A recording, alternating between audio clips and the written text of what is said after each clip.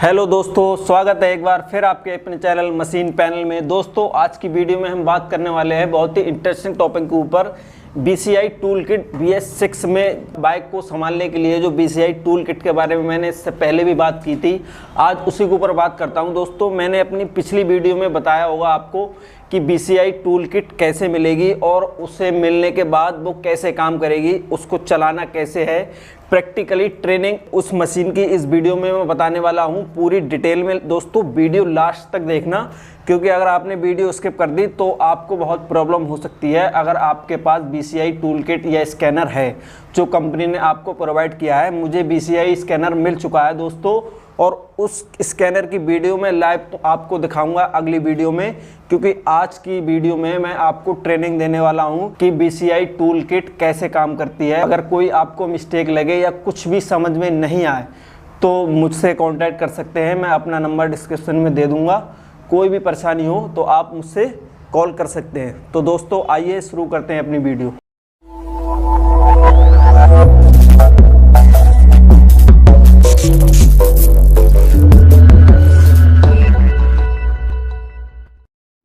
मैं आप सबसे पूछना चाहूंगा कि जिन लोगों ने BS6 गाड़ियां चलाई हैं, क्या कार्बोरेटर की तुलना में उसमें पिकअप आपको बेहतर महसूस होता है कि नहीं होता? अब आप अनम्यूट करके बोल सकते हैं। जी, हाँ, बिल्कुल ऐसा है सर। पहले के मुकाबले इसमें पिकअप ज़्यादा है सिस्टम नहीं है BS6 में। मोटर वाली से ज्यादा अच्छा रहता है उसमें। कोई चौक सिस्टम नहीं है हमारे में। जी, बिल्कुल कोई चौक नहीं है, ऑटोमेटिक है। स्टार्टिंग में भी कोई दिक्कत नहीं होती है, किसी भी टाइम स्टार्ट करो। कि हमें स्टार्ट करने के लिए सीधा स्टार्ट करो, कोई आपको चौक नहीं लगानी है, कुछ आपको जी, चेंज नहीं बिल्कुल करना है। जी। और ठंडी गाड़ी स्टार्ट बड़ी अच्छी आसानी से। जी, बिल्कुल। जी सर। इससे आप लोगों ने नोटिस किया होगा कि जो भी हमारी गाड़ी है उसके RPM भी फ्लक्चुएट नहीं करते। जी हाँ, ये सर, ये काफ़ी कस्टमर बोलते हैं इसके RPM ठंडी में RPM थोड़े से कम होते हैं, बढ़ जाते हैं जी। तो सर, इसको कुछ कम तो जो है मतलब ही नहीं, मैं ये कह रहा हूँ कि आपकी ठंडी गाड़ी होती है कार्बोरेटर वाली, उसको जब स्टार्ट करते हो तो 800-900 RPM दिखाती है, लेकिन जैसे गर्म हो जाती है तो 1400 के आसपास पहुंच जाती है। जी बढ़ जाते हैं। BS6 में आपको कोई भी गाड़ी 1400 स्टार्ट में ठंडे में भी मिलेगी और 1400 गर्म में भी मिलेगी। जी ठीक है। राजेंद्र मोरे, आप क्या कहना चाह रहे थे? बोलिए, आपने अनम्यूट किया था।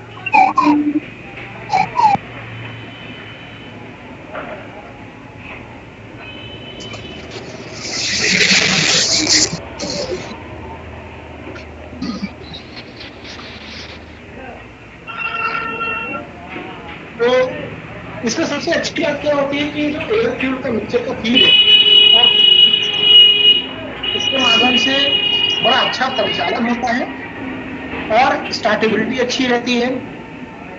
हेलो सर, पहले ये सबको मूव करिए पहले, उसके बाद में समझ में ही नहीं आ रहा है। कोई हारन बजा रहा है, कोई अपने।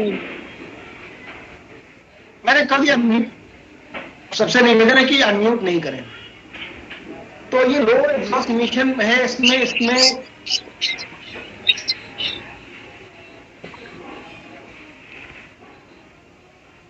कोल्ड स्टार्टिंग अच्छी है, ठंडी गाड़ी आराम से स्टार्ट होती है, डायग्नोसिस बड़ी अच्छी है, कोई भी खराबी आएगी तो उसको बड़े आराम से आप चेक कर सकते हो। अब बेसिक फ्यूल इंजेक्शन क्या है? तो बेसिक फ्यूल इंजेक्शन के 3 हिस्से मानते हैं। पहला, सेंसर वो है जो चीजों की जानकारी, यानी कि वातावरण की स्थिति, प्रेशर, तापमान सब बताता है। और नियंत्रक, कंट्रोलर जो होते हैं वो कंट्रोल करेगा किसको? एक्चुएटर्स को। एक्चुएटर वो पुर्जे होते हैं जो कि कंट्रोलर के इशारे पर पकड़ते हैं। अब क्लोज लूप इमिशन टेक्नोलॉजी जो है वो क्या है? तो हमारी गाड़ी में पहले भी BS4 में भी FI आता था, तो उसमें ECU से IAT, MAP, TP, EOT, CKP का इनपुट आएगा। ECU में ECU उसको प्रोसेस करेगा, एक्चुएटर चलाएगा, यानी पंप चलाएगा, इंजेक्टर चलाएगा। हमारी गाड़ी का इग्निशन कॉइल चलाएगा, पेट्रोल जलेगा, जलने के बाद क्लोज लूपिंग होगी, जो पेट्रोल निकल रहा है उसको चेक करेगा O2 सेंसर। जलने के बाद उसमें कितना % पेट्रोल है, कितनी % एयर है, एयर की मात्रा कम है या पेट्रोल जो है वो अनबर्न जा रहा है, कार्बन की मात्रा ज्यादा है, तो वो सारा कुछ चेक करेगा। उसके आधार पर ECU जो है वो एयर फ्यूल मिश्रण को फिर से रीसेट करेगा उसके इनपुट पर, और ये प्रक्रिया लगातार चलती रहेगी। हमारे गाड़ी में हम 3 तरीके की थ्रॉटल बॉडी का इस्तेमाल करते हैं। Napino control system, Hero MotoCorp Magneti mercury,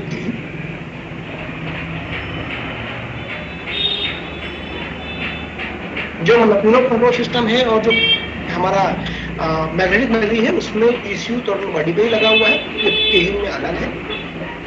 नपीनो control system में और हमारा हीरो मोटोकॉर्प मैग्नेटिक मर्क्यूरी में जो सेंसर है वो MAP, PP, standard position sensor, integrated temperature sensor, bank angle sensor सब ECU में इंटीग्रेटेड है, तो उसके प्लेट पे अलग-अलग काम करते हैं। केहिन में सिर्फ 3 सेंसर लगे हैं जिसको हम सेंसर बॉडी भी कहते हैं, जिसमें MAP, IAT और TP है।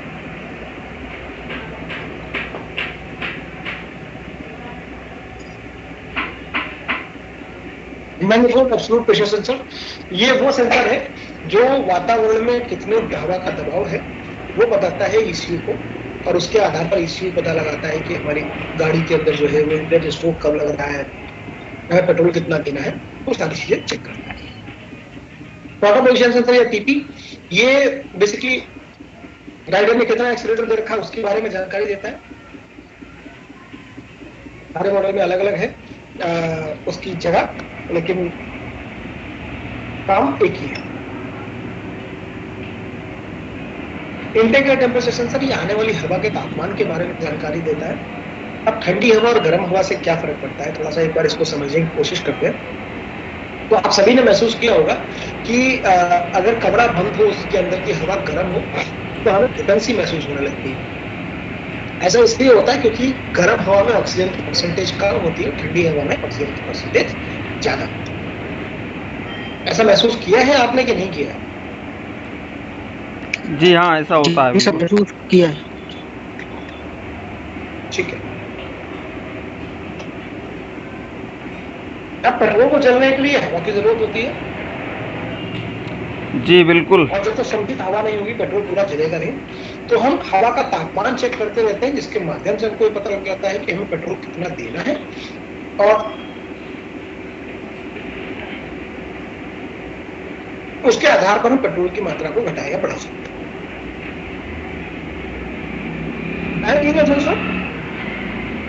ये केहिन में एक अलग से है जिसको रोलओवर सेंसर कहते हैं। बाकी गाड़ियों में बैक एंगल सेंसर जो है नपीनो कंट्रोल सिस्टम और हमारा मैग्नेटिक मर्क्यूरी में इंटीग्रेटेड है। ये गाड़ी के झुकाव को नापता है और गाड़ी के गिरने की दशा में इंजन को बंद कर देता है। तो कार्बोरेटर वाली गाड़ी की तुलना में ये एक अच्छी चीज है, एक अच्छी बात है, क्योंकि कार्बोरेटर वाली गाड़ी गिरने के बाद अगर बंद नहीं होती है तो उसमें गाड़ी दूर तक घसीटने के या चोट लगने के ज्यादा चांसेस होते हैं।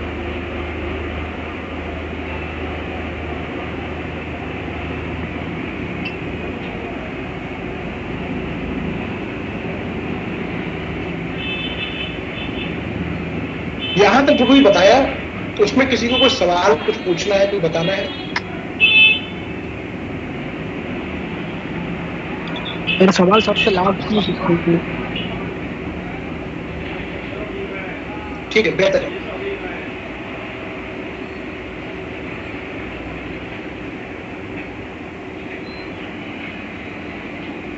अब हम बात करेंगे CKP और EOT की।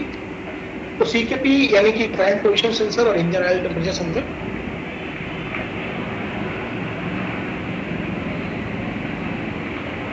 CKP भी आपका देखने में बिल्कुल पल्सर कॉइल के जैसा ही लगता है, पर थोड़ा सा काम उसका परिष्कृत होता है। CKP जो है वो मैग्नेट कवर के अंदर लगा होता है। मैग्नेट के घूमने पर ECU को संकेत भेजता है, तो इससे हमें पता लगता है कि गाड़ी किस स्ट्रोक में चल रही है, कितनी स्पीड से चल रही है, वो सारी बातें पता लगती है, जिसके आधार पर ECU गणना कर लेता है कि उसको पेट्रोल कितना देना है, कब इग्निशन करना है, कब ignition. Engine oil temperature sir, ये बेसिकली कोल्ड स्टार्टिंग और गाड़ी के तापमान के बारे में हमें बताता है, इससे बड़ी मदद मिलती है। इसके संकेतों के आधार पर ही एयर फ्यूल मिश्रण को एडजस्ट किया जाता है।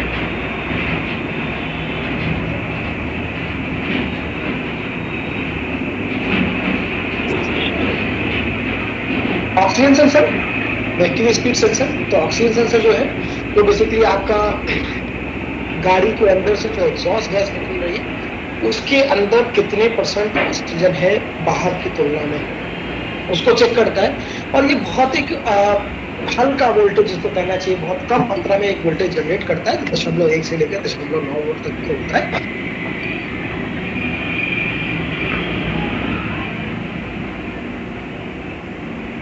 0.1 वोल्ट से लेकर 9 वोल्ट तक का वोल्टेज पैदा करता है, जिसके आधार पर ECU को पता लग जाता है कि मिश्रण जो भेजा था हवा और पेट्रोल का वो पर्याप्त मात्रा में था। लीन का मतलब होता है कि पतला, और रिच का मतलब होता है जरूरत से ज्यादा गाढ़ा। तो वो पता करता है कि रिच है कि लीन है, और उसके आधार पर उसको एप्रोप्रिएट लेकर के आने की कोशिश करता है।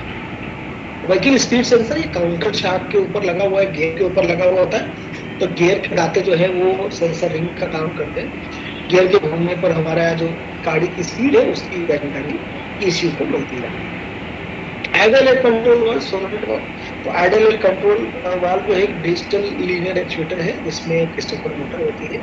और बेसिकली होता क्या है इसके अंदर कि जब आप सडन एक्सीलरेशन करते हो या सडन डी एक्सीलरेशन करते हो, गाड़ी में झटके से एक्सीलरेटर देते हैं या झटके से बंद करते हैं, उस टाइम पर आने वाली हवा को समायोजित करने के लिए इसका हम इस्तेमाल करते हैं। केहिन में ये वाल्व नहीं होता है, केहिन में एक स्विच है जो 65 डिग्री तक, जब तक तापमान नहीं होता इंजन ऑयल का तब तक वो क्या करता है, खुला रहता है। जैसे ही 65 डिग्री होता है तो वो बंद हो जाता है और फिर हवा से स्लो गैलरी से ही जाती है। एयर स्क्रू जो है उसको हम एडजस्ट कर सकते हैं। तो वो एडजस्ट केवल तब करना पड़ता है जब गाड़ी हमारी 2000 मीटर से अचानक नीचे आई हो या उसमें हमने कुछ और काम किया हो, जिससे इंजन पैरामीटर चेंज हो। यहाँ पर हम फ्यूल पंप देख रहे हैं। तो हमारे पास यहाँ पर हमको 3 तरीके के फ्यूल पंप दिखते हैं, Hero MotoCorp, Magneti Marelli, Keihin, नवीनो फ्यूल सिस्टम। इसमें बेसिकली फ्यूल पंप का एक ही काम होता है, हाई प्रेशर से पेट्रोल को इंजेक्टर तक भेजना। तो उसमें प्रेशर बना रहे बराबर, इसके लिए इसके अंदर एक नॉन रिटर्न वाल्व लगा रहता है। अब प्रेशर जरूरत से ज्यादा होने पंप पे असर नहीं पड़े, इसके लिए यहाँ पर एक प्रेशर रेगुलेटर होता है। तो प्रेशर रेगुलेटर जो है वो 300 kPa ±5 यानी कि 295 से 305 kPa के बीच में एक प्रेशर मेंटेन करने की कोशिश करता रहता है।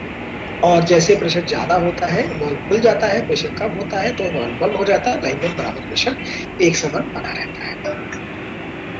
इसके संग में एक फिल्टर लगा होता है जिसको प्राइमरी या प्री फिल्टर कह सकते हैं। ये पंप में जाने से पहले पेट्रोल को पूरा फिल्टर कर देता है ताकि उसके संग में अवांछित कण यानी कि धूल, गर्दा या कुछ भी अंदर।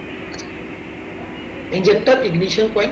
तो इंजेक्टर को यहाँ देखेंगे, इंजेक्टर जो है वो एक एक्चुएटर है जो फ्यूल को इंजेक्ट करता है, ऑप्टिमाइज करता है। तो ऑप्टिमाइजेशन एटमाइज कहना चाहिए, ऑप्टिमाइजेशन एटमाइज करता है। एटमाइज करने का मतलब ये होता है कि उसको बहुत बहुत बहुत बारीक बारीक कणों में तोड़ देता है। तो इसके अंदर एक सोलेनोइड वाल्व होता है जिसके खुलने या बंद होने के समय से ही हमारी कितना पेट्रोल जाएगा उसकी मात्रा निर्धारित होती है। तो वो ECU गणना कर लेता है कितने पेट्रोल देना है और उसके बाद उतने ही समय के लिए इंजेक्टर को खोलता है ताकि पेट्रोल चला जाए। इंजेक्टर में भी एक फ्यूल फिल्टर होता है जिससे कि एक तो वो पेट्रोल को महीन कणों में तोड़ देता है, तो हवा का मिश्रण आसानी से बन जाता है और इंजेक्टर भी साफ रहता है। इग्निशन कॉइल, ये आप सभी जानते हो कि ECU को CKP से जब सेंसर से इनपुट आता है तो उसके बाद वो इनपुट वोल्टेज भेजता है इग्निशन कॉइल पे ताकि स्पार्क प्लग में स्पार्क हो सके।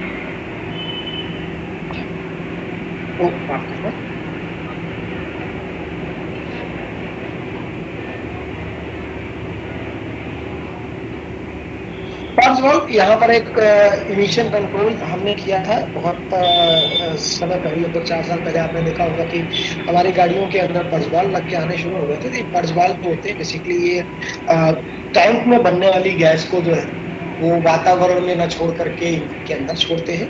तो उस पूरे प्रयोजन के अंदर ये पर्चबाल जो है ये एक डिवाइस है जो कि इंजन के अंदर जरूरत से ज्यादा जब ठंडा होगा, आरपीएम कम होंगे तो पेट्रोल छोड़ने पर स्टार्टिंग की या ब्लैक स्मोक की तकलीफ आ सकती है। तो ये पर्चबाल जब तक के निर्धारित तापमान तक गाड़ी गर्म नहीं हो जाती है या निर्धारित आरपीएम से ज्यादा नहीं हो जाती तब तक ये नहीं खुलता है और अपने अंदर भरे हुए जो कैनिस्टर में भरे हुए पेट्रोल है उसको इंजन से नहीं कनेक्ट करता है। तो 85 डिग्री के नीचे ये खुलता नहीं, 85 डिग्री के बाद ही खुलता है जब इंजन ऑयल का तापमान हो जाता है और 1700 से 5000 आरपीएम के बीच चला आरपीएम होते तभी चलता है।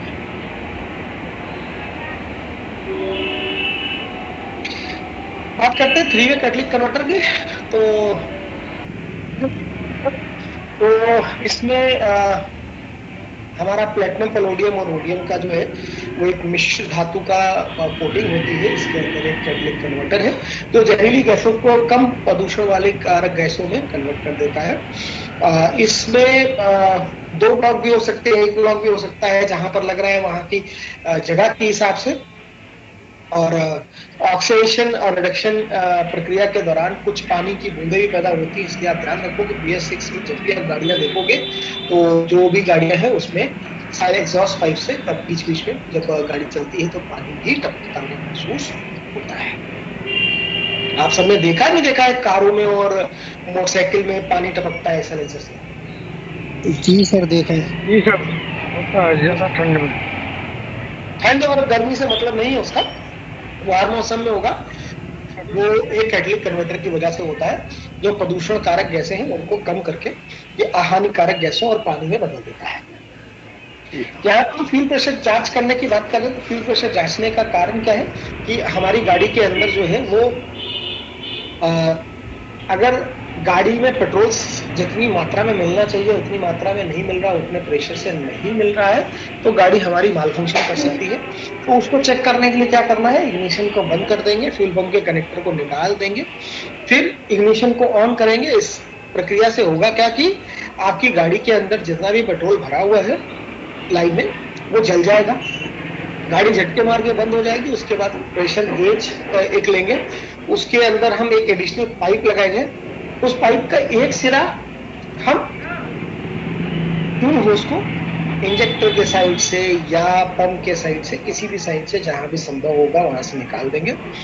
उस तरफ इंजेक्टर के संग में हम अगर पाइप निकालेंगे तो इंजेक्टर में हम दूसरा पाइप लगा देंगे जो फ्यूल गेज में कनेक्टेड है और फ्यूल गेज के दूसरे सिरे को पंप से आने वाले पाइप से कनेक्ट कर देंगे। तो इस तरीके से होगा क्या कि एक सीरीज में गुजर जाएगा और हमारा जो पाइप है उसके संग में अब इंजेक्टर भी लग चुका है, प्रेशर गेज भी लग चुका है और प्रेशर गेज जब हम इग्निशन को चालू करेंगे तो कनेक्टर जब हमारा जुड़ा होगा तो हमारा लाइन में जो भी पेट्रोल का प्रवाह होगा, जो भी बहेगा वो उस गेज के संग होता हुआ जाएगा और गेज के संग होता हुआ जाएगा तो हमको प्रेशर नजर आएगा। तो यहाँ पर हमें 300 ± 5 kPa का प्रेशर आना चाहिए।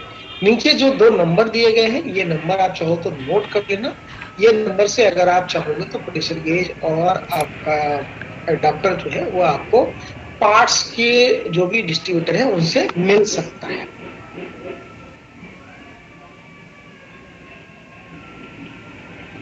अब बात करते हैं ओबीडी की। ओबीडी क्या है? OBD on board diagnosis system है जो कि हमारे अलग अलग जो है वो जो हमारे पैरामीटर बताने वाले, गाड़ी के जो पैरामीटर बताने वाले सेंसर है उनकी और एक्चुएटर की ऊपर निगरानी रखता है। ये ECU के अंदर का ही एक हिस्सा है जो हमारी गाड़ी की परफॉर्मेंस पे निगाह रखता है। सेंसर एक्चुएटर की जो है वो चेक करता रहता है और MIL अगर कुछ गड़बड़ होती है तो जला देता है, यानी कि अपने अंदर को स्वतः चेक करता रहता है और अगर किसी भी समस्या आती है तो उसके संदर्भ में सूचित कर देता है। असली हीरो VCI स्कैनर। तो असली हीरो VCI स्कैनर अब हम देखेंगे। ये कुछ इस तरीके का टूल होगा। इसके अंदर आपको एक ब्लूटूथ का बटन होगा, एक रीसेट का बटन होगा, एक ECU के एप्लीकेशन को डाटा भेज रहा है तो वो ECU की लाइट होगी और एक पावर बटन। तो यहाँ पर हमारा रीसेट छोड़ के बाकी सब इंडिकेटिव लाइट्स है। और जब हम चालू करेंगे तो OBD केबल के 2 सिरे होंगे, एक व्हीकल की ओर जाएगा और एक टूल की ओर जाएगा। तो इग्निशन को बंद करके जब हम गाड़ी में इसको जोड़ते हैं तो जैसे हम आप यहाँ पर आपको स्प्लेंडर प्लस और अभी आपको दिखाएंगे प्रैक्टिकल में, तो वो हम आपको पैशन में दिखाएंगे। तो हम इसको लगा देंगे। लगाने के बाद में DLC जो डेटा लिंक कनेक्टर है उसके मतलब उसकी कैप हटा देंगे, OBD केबल को जोड़ेंगे गाड़ी में VCI टूल लगा करके इग्निशन स्विच ऑन करेंगे। आप ध्यान रखना कि आपको जब इग्निशन स्विच ऑन करोगे और इस टूल को अपने फोन से जोड़ना चाहोगे तो फोन से जोड़ने के लिए हमारे पास सबसे पहली जो जरूरत है वो है स्मार्टफोन होना चाहिए। Android 6 से ऊपर का वर्जन होगा तो आराम से काम करेगा। इसमें ब्लूटूथ 2.0 होना चाहिए अपने फोन में। और जब आप इसको एप्लीकेशन को प्ले स्टोर से डाउनलोड करोगे तो एंड्रॉइड पे ही चलेगी ये। उम्मीद करता हूँ मेरे ख्याल में सभी के पास एंड्रॉइड फोन होंगे ही होंगे। Location, file media, phone, camera इत्यादि की परमिशन पूछेगा तो वो परमिशन आप यस कर दीजिएगा और ये एप्लीकेशन फोन में लोड हो जाएगा। यहाँ पर जाने के बाद आपको यहाँ पर यूजर नेम पूछेगा, जो कि आप जब भी टूल आपको दिया जाएगा तो एक यूजर नेम और एक पासवर्ड दिया जाएगा। यूजर नेम अमूमन आपका फोन नंबर ही होगा जो भी आपने रजिस्टर कराया है असली हीरो प्रोग्राम के अंदर, और पासवर्ड जो देगा आपको पहली बार हमारे टूल से दिया जाएगा वो आप चेंज भी कर सकते हैं।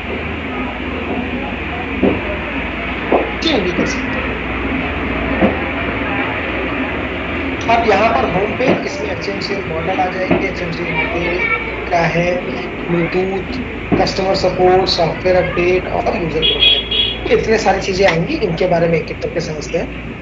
तो सबसे पहले हमें ब्लूटूथ के माध्यम से कनेक्ट करना है तो ब्लूटूथ सेटिंग में जाना पड़ेगा। ब्लूटूथ सेटिंग में हमारे पास जो ऑप्शन आएंगे वो पेयर आएगा, अनपेयर आएगा और डिस्कवर आएगा। पेयर का मतलब ये होता है कि आप जो पहले से आपके पास में ब्लूटूथ से उससे पेयर कर लीजिए। अनपेयर का मतलब है आप उसको आपके फोन से हटा रहे हैं और पहली बार जब आप करोगे तो डिस्कवर ब्लूटूथ पे क्लिक करके आप इसको डिस्कवर भी कर सकते हैं। तो डिस्कवर करने के दौरान आपने डिस्कवर दबाया, डिस्कवर करने पर नीचे दिखाई पड़ेगा कि कौन सा टूल आसपास है, तो वो आपको ABCI करके लिख के आएगा। तो टूल का नंबर होगा उसके पीछे, तो वहां पर आप जाओगे और ये आप चाहो तो लिख लेना कि इस साल जितने भी टूल दिए जा रहे हैं वो पासवर्ड उनका है 2021 2021, पिन जो है वो 2021 2021 2021 जो है वो पिन है उसकी। जैसे आप ये पिन डालोगे आपका सॉफ्टवेयर कनेक्ट हो जाएगा।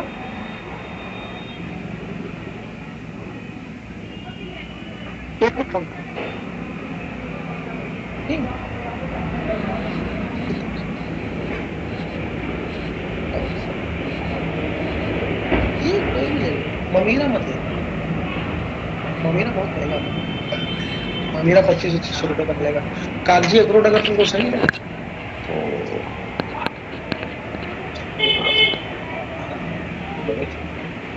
तो ठीक है, फिर इनका ले आओ। तो हम यहाँ पर आपसे लॉग इन कर लेंगे। BCI स्कैनर जब भी होगा तो हमको हर बार जब इधर तो आओ, एक बार में ही दिक्कत पड़ जाएगा और यस करने पर मीटिंग चल रही है मेरी यार, बहुत अर्जेंट वाली मीटिंग चल रही है। जब कभी भी हम आपको टूल देंगे तो जाहिर सी थोड़ी देर में आ जाइए, बहुत अर्जेंट मीटिंग है BS6 वाली यार, लेकिन मशीन आ रही ना उसकी है, आती जाएंगी तो वो गाड़ियां आपको अपडेट करनी पड़ेगी समय समय पर अपने सिस्टम।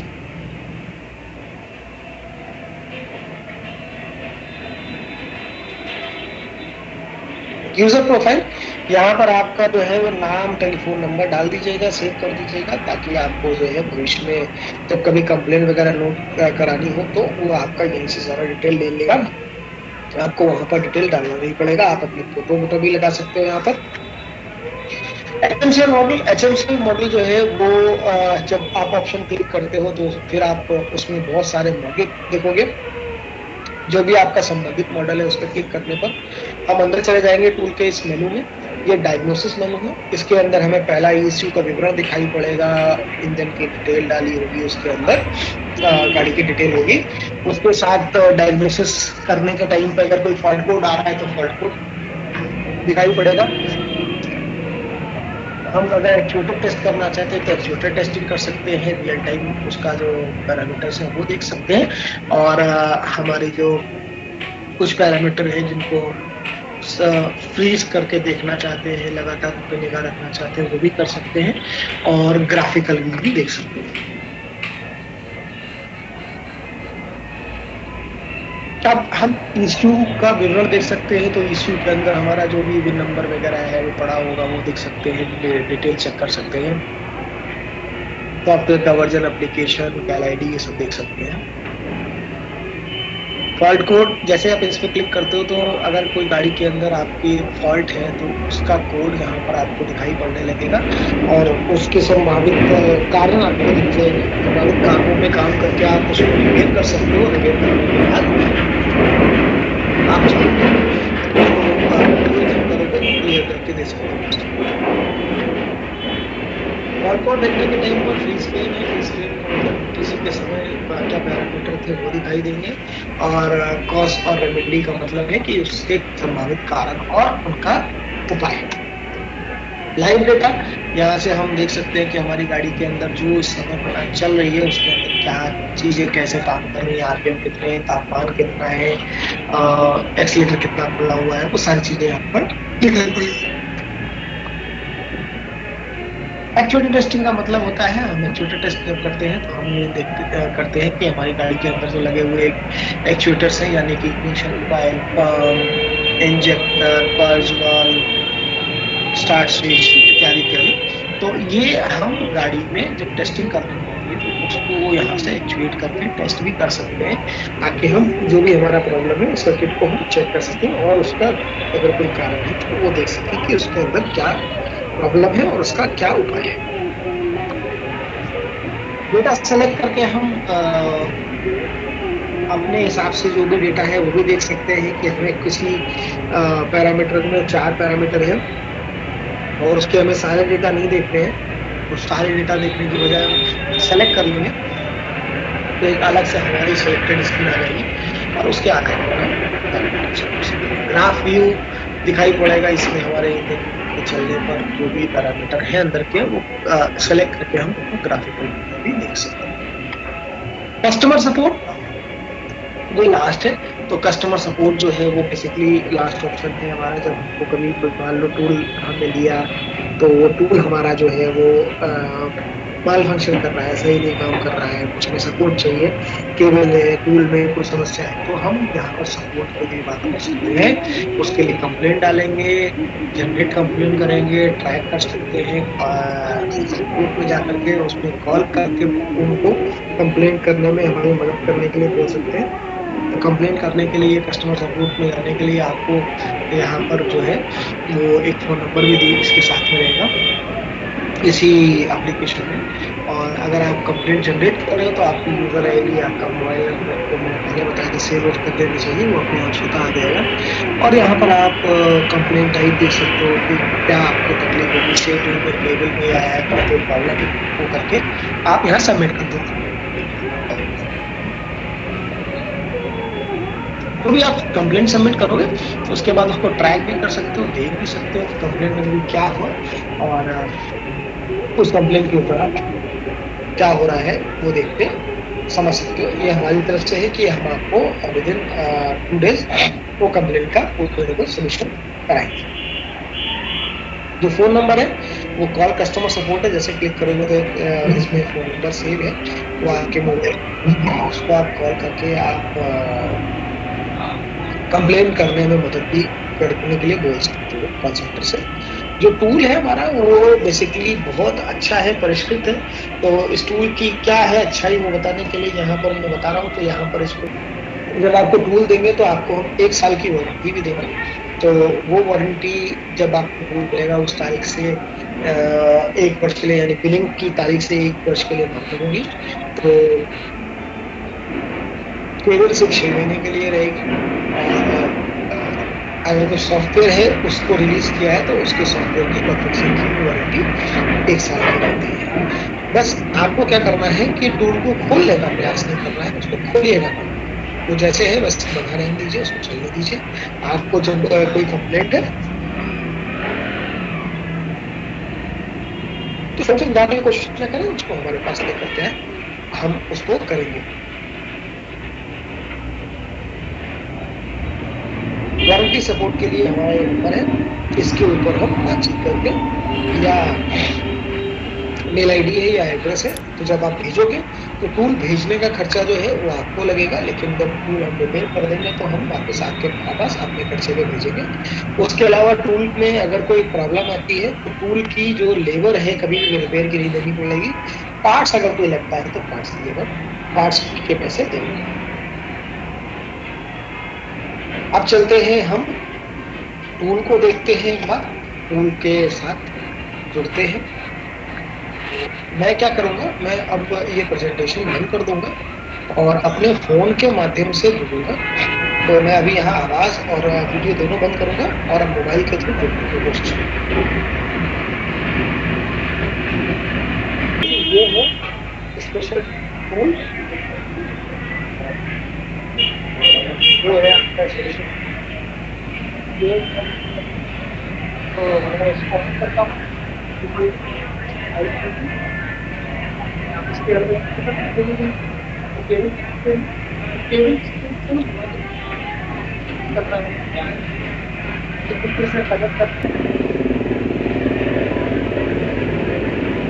लॉगिन कर लिया मैंने। लॉगिन करने के बाद देखो ये ब्लूटूथ से जोड़ने को बोल रहा, तो ब्लूटूथ से मैं डिवाइस में जोड़ चुका हूँ पहले, तो जुड़ गई। और देखो यहाँ पर लिख दिया एसेंशियल मॉडल में क्लिक किया, और यहाँ पर पैशन प्रो है तो पैशन प्रो पे क्लिक किया। पैशन प्रो पे क्लिक करते देखो इश्यू डिटेल आ गई। इश्यू डिटेल में देखेंगे तो इस गाड़ी के इश्यू के बारे में जानकारी है। इन नंबर क्योंकि मेरी टेस्टिंग की गाड़ी मैंने नहीं डाला है।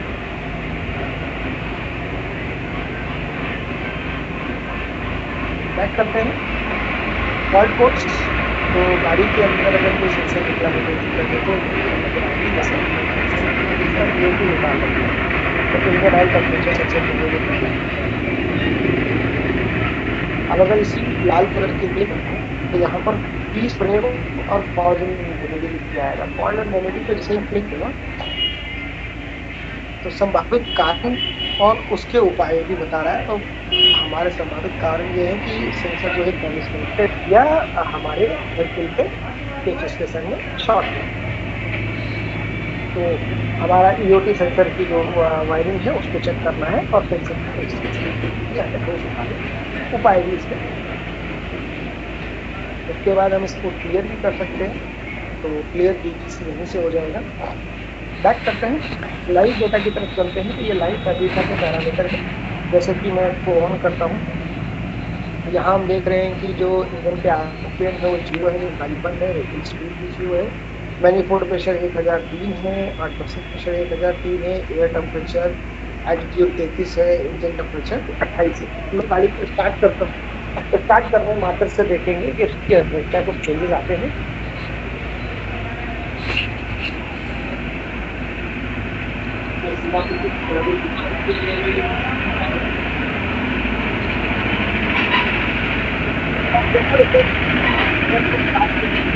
तो यहाँ पर आरपीएम कराने लगे, मैनिफोल्ड प्रेशर भी बदल गया और मास्टर प्रेशर 1003 मिलीवाट से, बट यहाँ पर देखो मैनिफोल्ड प्रेशर बदल गया और अब गाड़ी बंद करी तो ये इंजन स्पीड डाउन 0 आ गई। तो इस तरीके से हम कर सकते हैं। एक्चुएटर टेस्टिंग कर सकते हैं। एक्चुएटर टेस्टिंग का मतलब ये होता है कि मैं इग्निशन कमांड दे करके